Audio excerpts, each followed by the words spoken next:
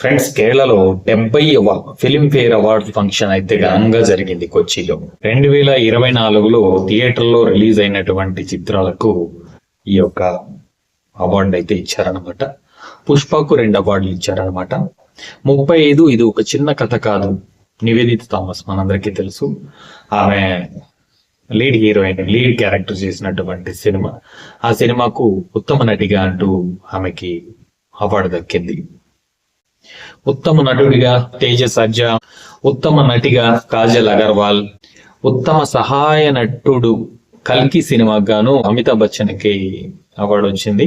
ఉత్తమ music director గా దేవిశ్రీ ప్రసాద్ పుష్ప 2కి, ఉత్తమ లిరిక్స్ రైటర్ గా రామజోగయ్య శాస్త్రి దేవర చుట్టమల్లె చుట్టేసింది సాంగ్ అయితే ఆయనకు వచ్చింది. అదే విధంగా అదే దేవర నుంచి చుట్టమల్లె చుట్టేసింది సాంగ్ గాను శిల్పారావుకి అవార్డు అయితే దక్కింది. ఉత్తమ నటిగా నయన్ సారిక, ఉత్తమ నటుడు సందీప్ సరోజ్. ఈ సందీప్ సరోజ్ కమిటీ కుర్రాళ్ళకు వచ్చిందనమాట. అదే కమిటీ కుర్రాళ్ళు అనే చిత్రంగాను ఉత్తమ దర్శకుడిగా యదు వంశీ అవార్డు అయితే దక్కించుకున్నారనమాట. అలాగే జై హనుమాన్, మనందరికీ తెలుసు హనుమాన్ ఎంత పెద్ద హిట్ అయిందో. అదే విధంగా దానికి సీక్వెల్ గా వస్తున్నటువంటి సెకండ్ పార్ట్ జై హనుమాన్ షూటింగ్ అయితే ప్రారంభించారనమాట.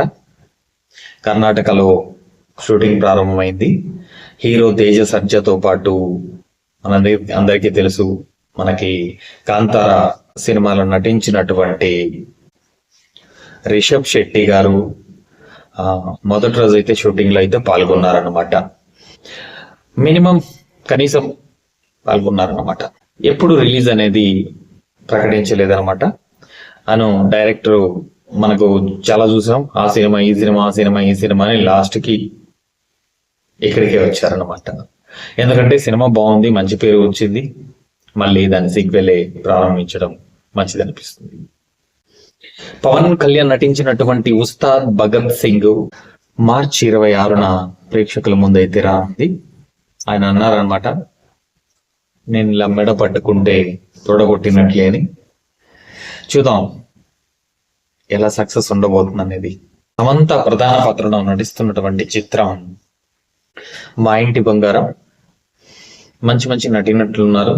చాలా రోజుల తర్వాత అయితే తను తెర మీదకు రానుంది.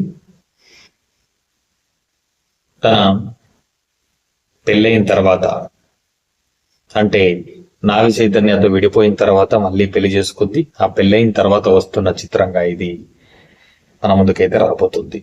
ఎలా ఉండబోతుందో తన సెకండ్ ఇన్నింగ్స్ వేచి చూడాలి.